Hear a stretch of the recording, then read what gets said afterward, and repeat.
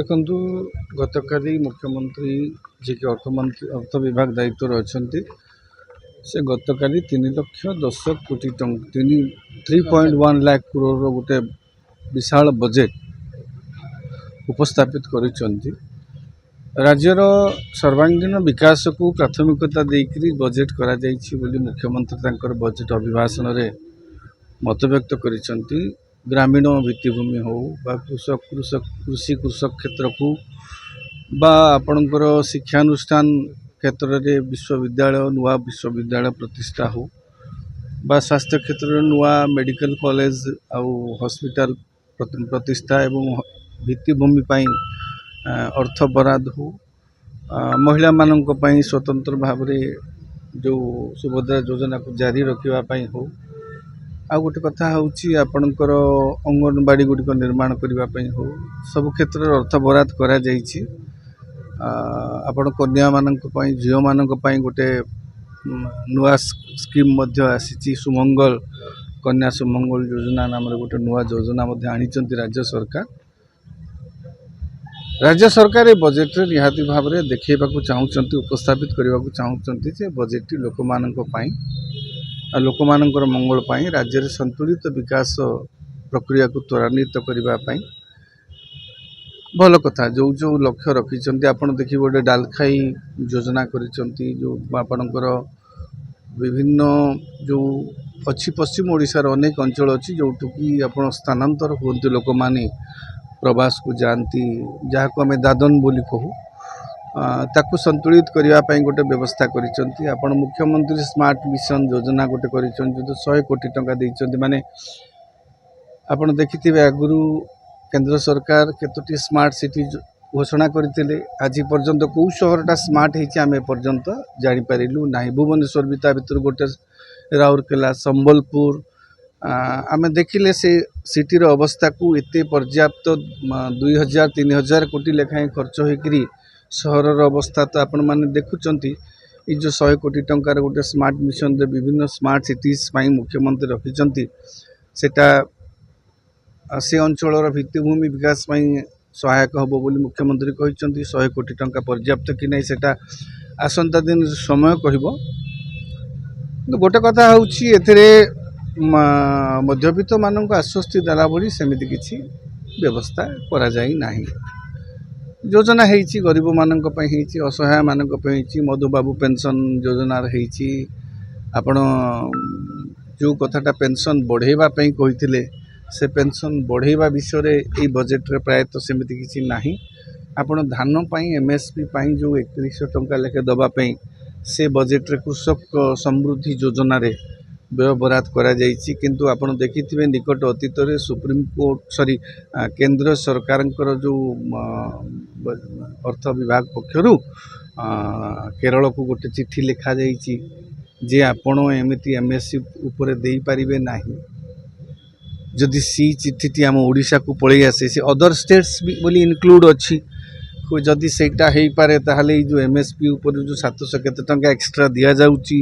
Input subsidy, ତାର ଭାଗ୍ୟ କ'ଣ ହେବ ଆମେ ଏପର୍ଯ୍ୟନ୍ତ ସ୍ପଷ୍ଟ ନାହିଁ। କିନ୍ତୁ ରାଜ୍ୟ ସରକାର ବ୍ୟୟ ବରାଦ କରିଛନ୍ତି, ସେଥିପାଇଁ କୃଷକଙ୍କ ପାଇଁ ଯୋଜନା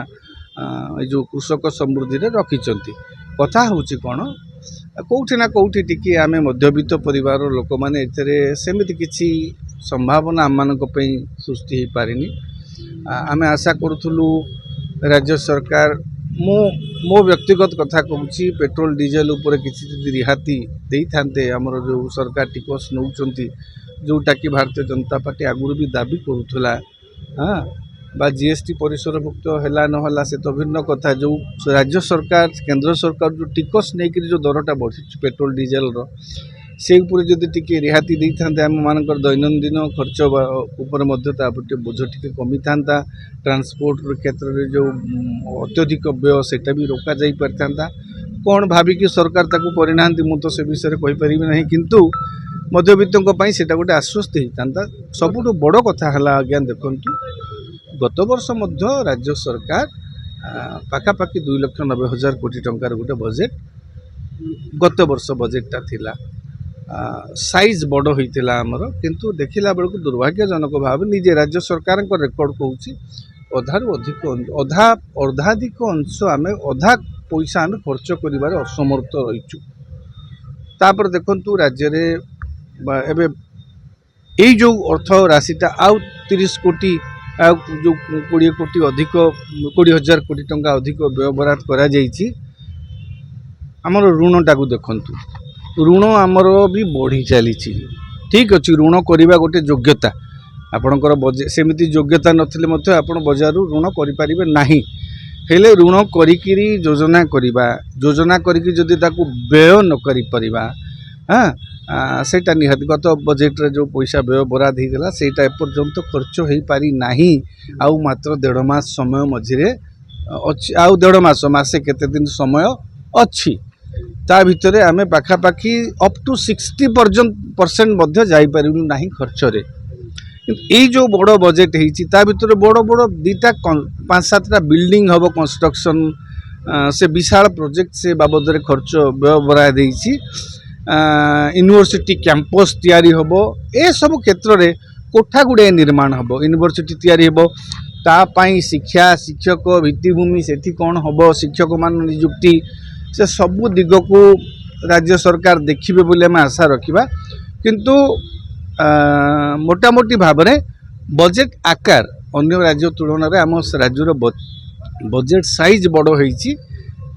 किंतु केते दूर खर्च होउची देखिया पड़ो विगत वर्षर बजेटर खर्च नैराश्यजनक अच्छी आशा करिबा एई जो बजेट करिसंती जहाँ भी जनमंगल पाई करिसंती बोली कहउसंती हाँ से खाली कटाक्ष करछंती मेनू खाली मेनू रे रही जाई बजेट रोसई घर खाली हाँ रोसई घर खाली मेनू प्रबल रोसई घर खाली सी विरोधी दल हिसाब से तांकर समालोचना करेंगे राजनैतिक समालोचना करेंगे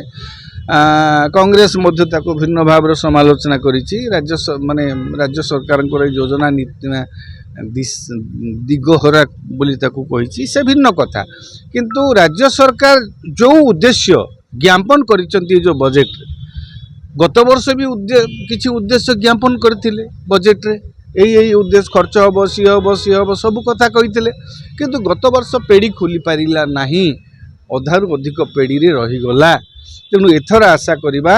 जो योजना करा जाउची तार सुफल मेन है योजना आ रूपायन भितर गोटे आकाश पाताल फरक रही जाउची से योजना और रूपायन मध्य थिबा दूरत्व को राज्य सरकार केते कमे पारुचंती सेटा आगु को जना पड़िबो।